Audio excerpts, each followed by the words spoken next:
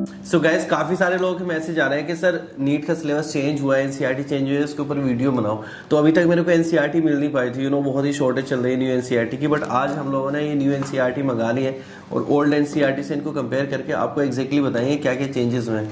तो सबसे पहले 11th वाली की बात करते हैं ना। 11th में पुरानी बुक में चैप्टर पता है तुमको कितने थे? टोटल चैप्टर थे पुरानी बुक में 22 और अभी हैं चैप्टर्स 19 चैप्टर। मतलब 3 चैप्टर तो ऑल टुगेदर खत्म कर दिए गए। और 3 चैप्टर देखो, चैप्टर 11 इसमें था ट्रांसपोर्ट इन प्लांट्स, वो इसमें नहीं है। चैप्टर 12 था मिनरल न्यूट्रिशन, वो इसमें से नहीं है। और एक चैप्टर था 16 चैप्टर जो था पुरानी वाली बुक में डाइजेशन एंड एब्जॉर्प्शन, वो भी नहीं है। तो 3 चैप्टर हटाए। Number 1 transport in plants, number 2 mineral nutrition, number 3 digestion and absorption. I don't know digestion वाला क्यों हटा दिया यार, फिजियोलॉजी का वो तो बहुत इंपॉर्टेंट पार्ट है। पता नहीं। और हमारी जो पुरानी बायो थी 11th की, उसमें कितने पेजेस थे? टोटल 343 पेजेस थे और इसमें हमारी 250 पेजेस। तो आप मान के चलो अराउंड 100 पेजेस तो रिड्यूस कर दिए इन्होंने। मतलब काफी कम हो गया है सिलेबस 11th का। तक एनटीए की गाइडलाइंस रहती हैं, नीट का क्वेश्चन पेपर जो है ना वो एनसीईआरटी के अंदर से आना है। तो आई थिंक इसी को ज्यादा फोकस करना चाहिए, न्यू बायोलॉजी के ऊपर ही ज्यादा, न्यू एनसीईआरटी के ऊपर ही ज्यादा फोकस करना चाहिए। फिर 12th की बात करते हैं। 12th में देखो नई वाली में कितने चैप्टर दे रखे हैं? अभी 13 चैप्टर है न्यू बुक में और इसमें पुरानी वाली में 16 चैप्टर थे, तो इसमें से भी 3 चैप्टर हटा दिए।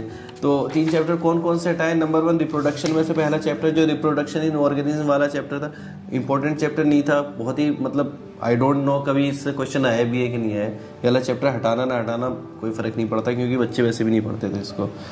दूसरा जो चैप्टर हटाया है strategies for enhancement in food production, biology in human welfare, unit 8 में चैप्टर था। अब इसमें 2 ही चैप्टर रह गए, ह्यूमन हेल्थ एंड डिजीज और microbes in human welfare.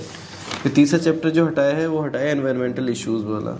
Environment के तो इतने सारे इश्यूज आजकल और ज़्यादा हो रहे हैं, बच्चों को और ज़्यादा पढ़ाना चाहिए इसके बारे में। तो आई थिंक तो पहले कितने पेजेस थे इसमें थे हमारे पास पहले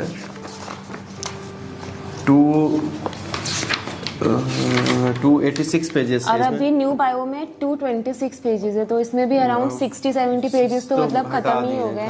तो अगर कंपेयर करें पुराने और अभी के सिलेबस में तो सिलेबस 150 पेजेस जो है पूरा खत्म और 6 चैप्टर आपके सिलेबस से कम हो चुके हैं। तो मान के चलो तो सिलेबस तो कम ही हुआ है, काफी कम हो गया। तो बायो अब और भी ज्यादा इजी होगी। और अभी तक मैंने आप लोगों को बोला था कि मैं बायोलॉजी की क्लासेस लेना शुरू करूंगा, लेकिन मैंने इसीलिए शुरू नहीं किया था क्योंकि न्यू एनसीईआरटी नहीं मिल रही थी।